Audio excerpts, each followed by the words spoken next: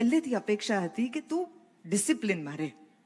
કોઈ બાળકને દુનિયામાં ગમે નહીં કે ડિસિપ્લિનમાં રહે. સવારના પહોરમાં 8-9 વાગે તો હું ના ઉઠ્યો ને તો આવીને મારું ગોદડું આમ ખેંચે.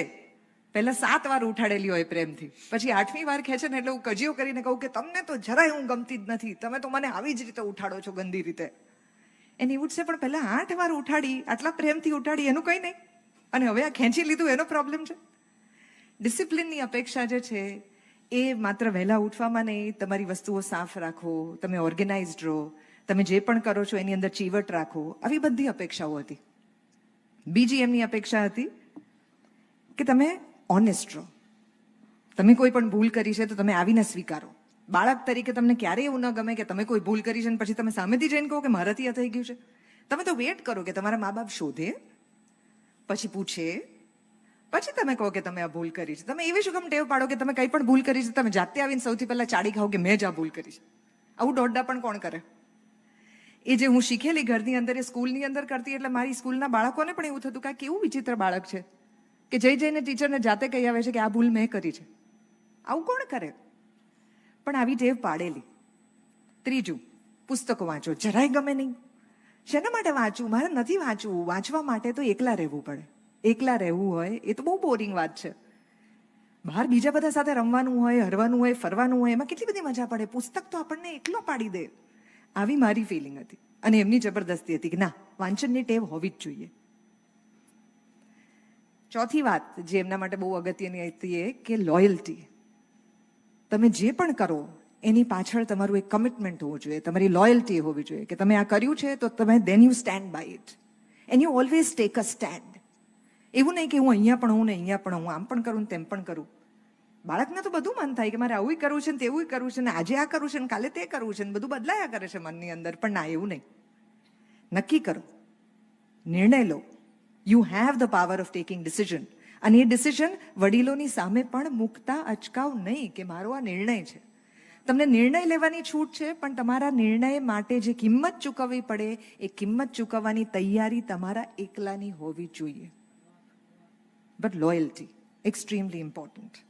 અને પાંચમું, નિસ્બત.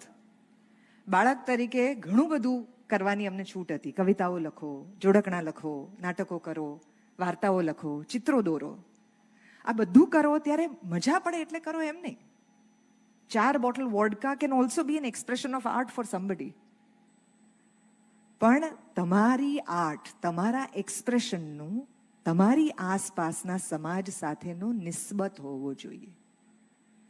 તમે કરી શકો છો એટલે કરો નહીં, તમારે કરવું જરૂરી છે એટલા માટે કરો.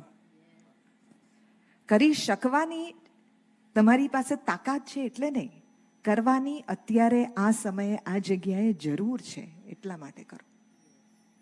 એટલે તમે બોલી શકો છો એટલે બોલો નહીં, કારણ કે એટલું બધું બોલાઈ ગયું છે, એટલું બધું લખાઈ ગયું છે, એટલું બધું જીવાઈ ગયું છે કે તમે જ શું કામ બોલો?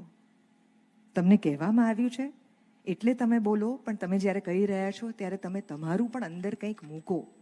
કારણ કે જીવનના અનેક સવાલો છે કે જેનો જવાબ જગતમાં નથી, જીવનમાં છે.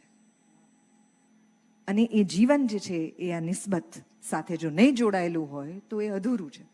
હવે આ બધી વાતો ત્યારે એટલી બધી ભારે અને અઘરી લાગતી હતી અને જરાય ગમતી તો નહોતી ગમતી. એટલે જ બહુ ગુસ્સો આવતો હતો કે કેટલું બોરિંગ ચાઇલ્ડહુડ છે મારું, જેમાં આવા બધા નિયમો મૂકવામાં આવ્યા છે ને આવું બધું શીખવાનું કહેવામાં આવ્યું છે ને આ તો બધું પુસ્તકીયું છે ને આજુબાજુ તો છોકરાઓ કેટલી બધી મજા કરે છે. મારા મમ્મી 10 વર્ષ માટે ગુજરાતના અનેક ગામડાઓમાં 100થી વધુ જગ્યાએ અલગ અલગ અંડર પ્રિવિલેજ લોકોની સાથે નાટકોથી શિક્ષણનું કામ કરતા. તો નાના હોય ત્યારે મને તેડીને લઈ જાય પોતાની સાથે. અને લઈ જાય એટલે મારી સ્કૂલના બાળકો જે છે એ વેકેશનમાં ફ્રાન્સ જતા હોય અને હું વેકેશનમાં કોઈ આદિવાસી ગામડાની અંદર કોઈ બાળકોના ઝૂંપડાની અંદર રમતી હોઉં. એટલે પાછા આવીને મારી પાસે વાત કરવા માટે કંઈ એક્સાઇટિંગ હતું જ નહીં. એ લોકો પાસે ડિઝનીલેન્ડની વાતો કરવાની હતી અને મારી પાસે દારૂ નહીં પીવો જોઈએ એના માટે એના વિરોધી જે ગીતો ગવાતા હોય, જે બધી ત્યાં સ્ત્રીઓ શીખતી હોય એવા ગીતો હતા મારી પાસે. તો મને નહોતી ખબર પડતી કે મારો how do I connect with the kids that I am growing up with. એટલે મને એટલો બધો ગુસ્સો આવતો કે મારા મમ્મી બીજી સ્ત્રીઓ માટે અને એમના બાળકો માટે એટલો બધો સમય કાઢે છે કે એમની પાસે મારા માટે સમય નથી. એટલે ફેમિનિઝમ, એમ્પાવરમેન્ટ, અંડર પ્રિવિલેજ્ડ, આ બધા શબ્દો મને જરાય નહોતા ગમતા. મોટા થતી વખતે મને હંમેશા એવું લાગતું હતું કે આ બધું તો મારે નથી જ કરવું. મારી આજુબાજુ સ્ત્રીઓની વાતો તો કરો જ નહીં. આ શું સ્ત્રીઓ સ્ત્રીઓ સ્ત્રીઓ સ્ત્રીઓ કર્યા કરો છો? I was so detached from what I was gaining at that point of time. Very recently, today, when I go back to the kind of work that I have done, અને કારણ કે આવો વિષય મને મળ્યો છે અને હું રિફ્લેક્ટ બેક કરી શકું છું, આજે મને દેખાય છે કે સૌથી પહેલી વાત કે જે હું મારા પિતા પાસેથી શીખી, honesty. That is what I stand for. Thank God she doesn't have gun. A tagline એટલા માટે આવે છે કારણ કે હું મારા મનમાં જે માનું છું એ બિલકુલ સ્વતંત્રતાથી પણ પ્રામાણિકતાથી તમારી સામે મૂકી શકું છું. બીજી વાત, ડિસિપ્લિન. છેલ્લા 20 વર્ષથી રોજ સવારે રોજ 40 વાર હું કંઈક નવું બોલું છું કે જે હું આજ પહેલા નથી બોલી. 20 ગુણ્યા 40 ગુણ્યા 365, આટલો સમય તમારે રોજ કંઈક નવું લાવવું હોય અને રોજ સવારે ઉઠીને હસતા હસતા આ વાતો બીજા લોકો સુધી કરવી હોય તો તમારી પાસે કેવું ડિસિપ્લિન 20 વર્ષનું જોઈએ કે જેમાં રોજ સવારે 6 વાગે તમારો શો છે, વિચ મીન્સ તમારી રોજની સાંજ જે છે એ તમારી સવારે ઓલરેડી પ્રી બુક કરી દીધી છે. એ ડિસિપ્લિન, અને જો તમારે આટલા સમય બોલવું હોય તો એ બોલવાનો વિષય તમે લાવશો ક્યાંથી? નંબર 3, વાંચન. If you don't read, you will not have other opinions than your own. અને જ્યારે તમારી પાસે બીજા ઓપિનિયન્સ નથી ત્યારે તમારો એકલ મુંડો ઓપિનિયન જે છે એ શેર કરવા લાયક રહેતો નથી. કારણ કે આ માત્ર તમારી અંગત માન્યતા છે અને તમારી દરેક અંગત માન્યતાઓને મંચ મળવો જોઈએ એવું જરૂરી નથી. તમારી અંગત માન્યતા દુનિયાની અનેક અંગત માન્યતાઓની સાથે જ્યારે પર્સ્પેક્ટિવમાં મૂકો ત્યારે તમને ક્યાંક સમજણ મળશે કે આમાંથી વિઝડમનો છોડ ઉગે છે.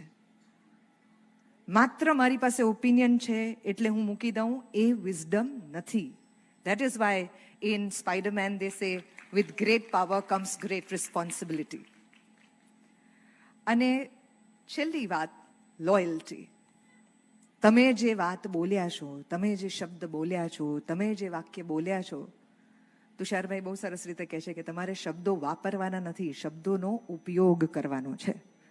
તો તમે જે શબ્દનો ઉપયોગ કરો છો એ શબ્દ પ્રત્યે, એ વિચાર પ્રત્યે તમારી કેટલી લોયલ્ટી છે કે તમે જે વાત મૂકો છો એ વાતમાં તમે માનો છો?